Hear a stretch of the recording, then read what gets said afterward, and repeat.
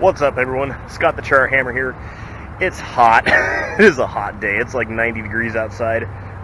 So trying to keep up seasonally with fishing, teaching you guys what to fish for, what techniques to use for what you're fishing for. So conditions we're in right now, part of the season's the end of May. Summer's really starting to pick up pretty early, surprisingly, after the hard winter we had here in Oregon. It's about 90 degrees today. Water temperatures, I'd say, somewhere in the mid-60s. So the bass have already started to spawn. So the bass, you're lucky to catch a bass in this area. You got to, really catch one off guard to land a bass right now. But the bluegill are in their pre-spawn mode. So that's what I'm going to teach you to fish for today. Show you what to look for in the water, areas to target, what lures to use, and we're going to have fun catching some big bluegill.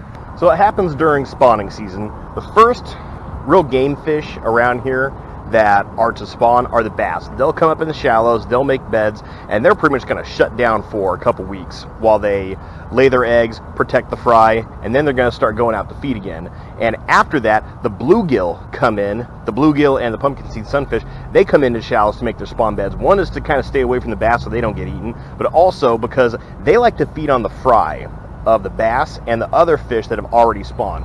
So little tiny swim baits, little tiny grubs work great for pre-spawn bluegill, but highly overlooked pre-spawn lure for bluegill are little crawdad grubs, little tiny crawdad plastics on a tiny jig head. So this goes across really all species of fish. When it's pre-spawn time, they want crawdads because the calcium helps firm up the eggs, it helps develop the eggs better and faster, and it smells like crawdads right here. We've got a crawdad hatch going on in the lake. I can smell it in the air. It smells like crawdads everywhere. So the fish are already going to be looking for those baby crawdads on the bottom. So what you do is you get a little jig like this, cast out, and let it sink all the way to the bottom. A lot of times you'll get hit on the fall because they're already looking for that. When it gets to the bottom, just kind of twitch your rod down and towards you a few times. Because when crawdad move in the water, they either just crawl slowly or they kind of do this kicking motion like that. And that small twitch down and towards you will create that kicking motion, and it'll look like a baby crawdad moving along the bottom. And if you find an area where you can kick up some dust on the bottom, some sediment on the bottom, that'll be even better because the fish are already going to be keying into that. They're used to seeing that and seeing that as a sign of a meal, seeing that as a sign there's a baby crawdad down there, time to go eat it, help firm up the eggs. But yeah, when you're mimicking natural prey like this, when you're mimicking natural food these fish are going to eat, things I recommend you do before you start using a lure like this. One is get on YouTube or watch some nature show. Watch videos of how the bait you're trying to use moves. If you ever watch videos of bluegill underwater, they don't just swim in a straight pattern like a lot of people think they do. So when people use a bluegill swim bait, they just keep it in a steady, straightforward motion the whole time, and it doesn't really look that natural. Bluegill, they're a lot more erratic in their movement. They'll swim and they'll kind of jet off to the side. They'll jet up, jet down. They don't just sit in one spot for a while unless they're just staring at the top of the water looking for food to come down. Oh, here we go.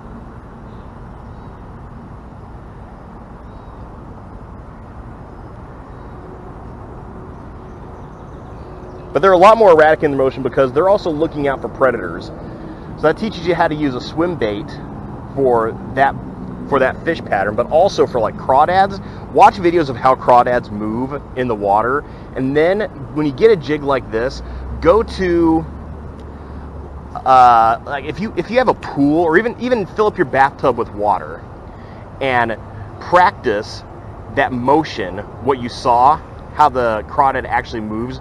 Practice twitching your rod like that, getting the crawdad to move as naturally as possible. There we go.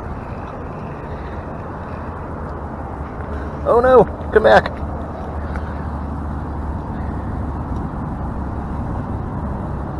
That's a green sunfish.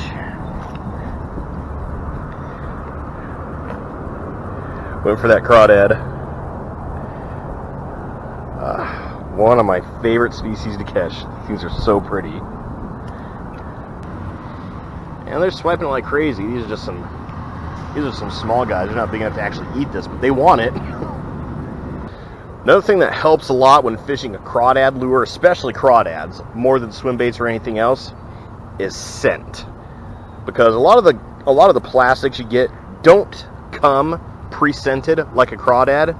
And this Mike's Lunker Lotion crayfish is probably the best one I've ever used. It actually smells like a crawdad. I mean, if you've caught crawdad, if you've held crawdad and smelled it, it's hard to mistake that smell. And this smells exactly like it. But that gives just a little bit extra for the fish to key into and track it down and decide, hey, I want to eat that. Now, I know what you guys are thinking right about now. You're probably thinking, why isn't he just using worm and bobber? So that does work for bluegill, especially for bluegill. Me personally, I'm more of a lure fisherman. I only use worm and bobber in very seldom situations. But yes, worm and bobber does work. The thing about worm and bobber though, well, really if you're going to use any bait for bluegill, is hook size and light gear. That's what's going to matter the most for catching bluegill. So if you're going to use a treble hook, you want to use something like a size 10. Mosquito hooks, octopus hooks, bait holders. You know, really don't want to go any bigger than a size 8 because the fish have really small mouths, so you're going to need that smaller hook to hook the fish. Also, it's a lot easier to get these little hooks out. They don't usually choke these things down very easily, especially with the treble hooks. And all you would do is, if you're going to use bait, you know, you got gulp worms, you've got the tried and true, the trusted power bait crappie nibbles, one of my favorite pieces of bait. So the gulp worms, they imitate an earthworm, and they're just like these little stinky sausages that you can break off a piece and hook onto your hook and use that as bait. I prefer these to actual earthworms because I really don't like killing the earthworms. Also, these last longer, and these tend to create a stronger smell in the water, so a lot more fish get attracted to this bait. But also with the crappie nibbles, you know, like I've said and like I've demonstrated before plenty of times, these crappie nibbles will catch just about anything. And another thing about the crappie nibbles that's nice for bluegill fishing is they have this real tiny, easy to apply size already. So you just take like 1 or 2 of these marshmallow baits, you put them on your hook far enough back to where the hook shank is covered up, but the hook point is still exposed, and you just cast that out, let it sink for a couple seconds, give it a couple twitches, and you'll see in the water that it actually leaves sort of a cloud in its wake, a cloud of scent. So if you cast and retrieve, you know, twitch this back to you when you're fishing, it'll create a trail that will lead the fish to the actual bait you're trying to fish with. And with light gear, you really don't need anything too serious. You know, most of the time I was fishing, I was just using my ultralight here, and I got 2-pound line on this.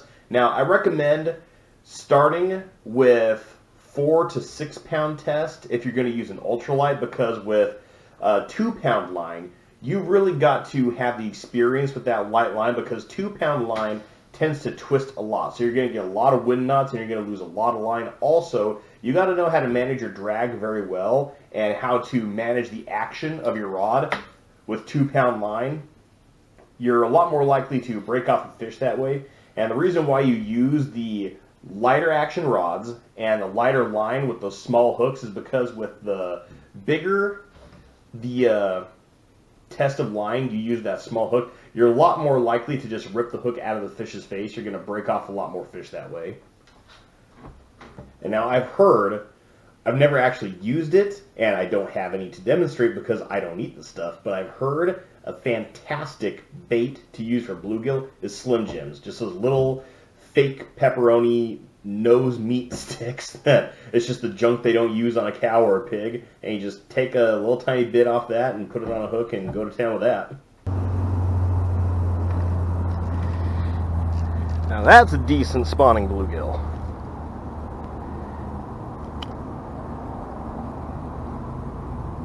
So, you see those really bright yellow colors on its belly? See how fat the fish is? That's a bluegill that's getting ready to spawn.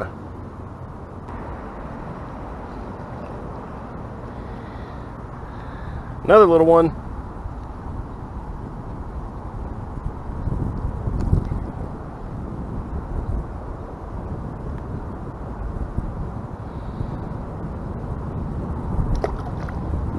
I actually think this might be the same fish. So some other lures that are great for pre-spawn panfish are anything that mimics a fry. So like, little tiny tube baits, little 3-inch grubs, or even down to like a 1-inch grub if you want to catch smaller ones. Small swim baits like that for the bigger ones, the crawdads, and the channel favorite, 2-inch curly tail grub.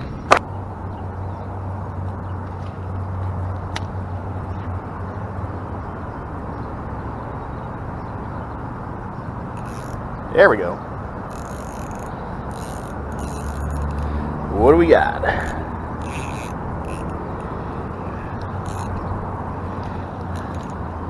Big old bluegill. Oh, look at that honker. Oh, man. Oh, that is Goliath.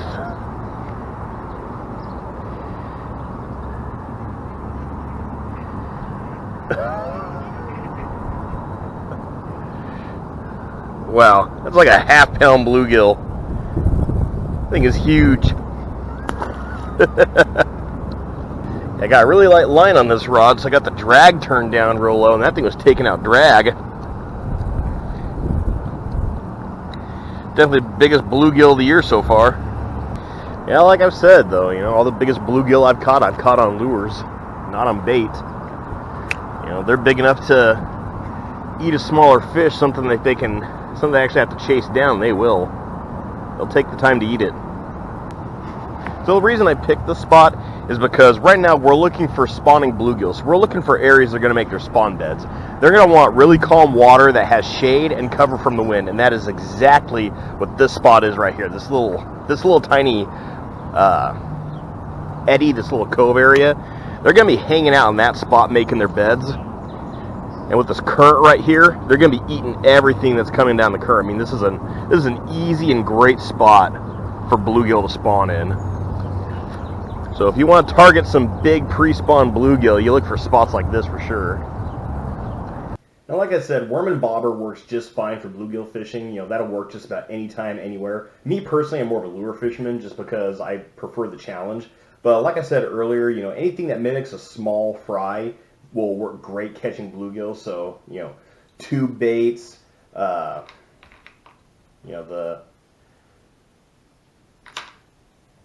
little curly tail grubs on a small jig head, even the trout magnet worms, those things work great for bluegill. Little tiny swim baits like this. You'd be surprised how many decent sized bluegill and pumpkin seed sunfish I've caught on a swim bait like this. It's got that paddle tail, so it gives that nice swim motion and action, even at really slow retrieves. But probably the best grub I've ever found for bluegill fishing are 1-inch curly tail grubs. Now these things are actually kind of hard to find on a 1/64 ounce jig head. Those are also pretty hard to find.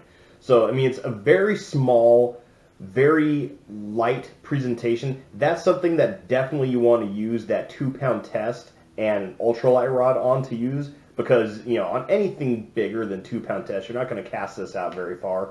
And spinners and, well, not so much spoons, but Castmasters, they also work pretty good for catching bluegill, but you want to go with as small as you can get away with. And I'm talking like, like a 1/16 ounce spinner, or, a 1/8 ounce spinner at the biggest.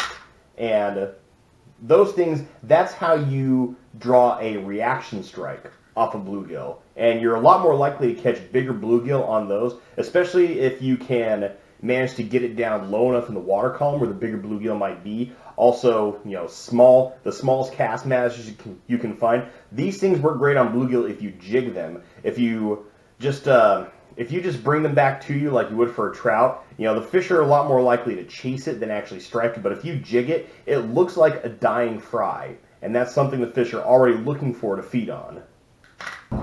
There we go. On the 1-inch grub. That's a good size pumpkin seed sunfish. There he goes. Easy off the hook.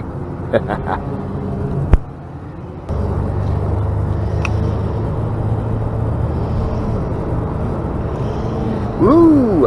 Hello, little guy. And that 1-inch grub. Oh, just making it easy for me, jumping off the hook like that. Still caught you.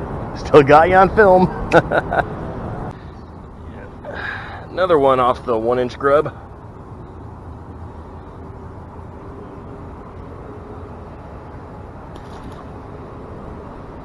Okay guys, I don't know if you can see this, but that's a perfect example. Right here, some pumpkin seed sunfish are making a bed, and they're actually in mating mode. There we go. Sunfish.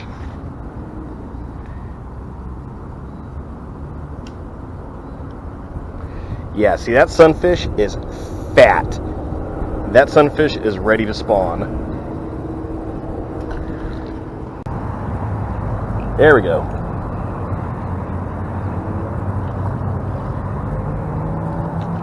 Oh, there he goes. Fun while it lasted.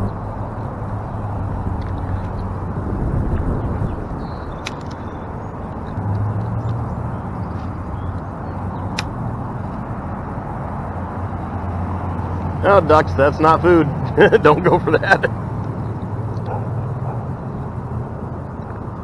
Sorry, dudes.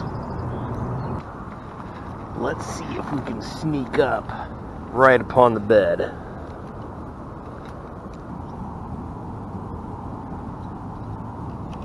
Yep. A little one.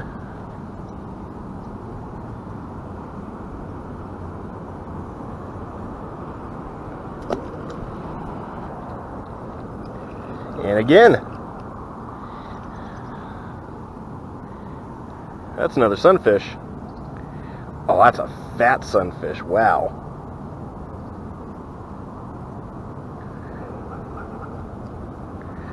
Woo. Ready to go. There's a little one. So, these bluegill, they have these really big spines on their sides. Those things will hurt if they stab at you, even on these little ones. And a lot of times they can infect you. So the safe way to grab bluegill is actually right here at the gill plates. That sort of shuts the fish down. Tells it, okay, just gonna sit here and be calm until you get the hook out. And it'll just sit there all day until you let it go. I know a lot of people think bluegill fishing is just a waste of time, but I'm having so much fun. Wahoo! Oh man, there's a good sized bass just cruised in here. Alright, sunfish. Hope you're not on the menu. Well, there you guys go. I hope you guys enjoyed the video. I know I enjoyed making it. I know a lot of people don't think bluegill is anything more than a waste of time and a junk fish, but I have a lot of fun catching bluegill, especially when you can catch the size of bluegill that are in the area I live in.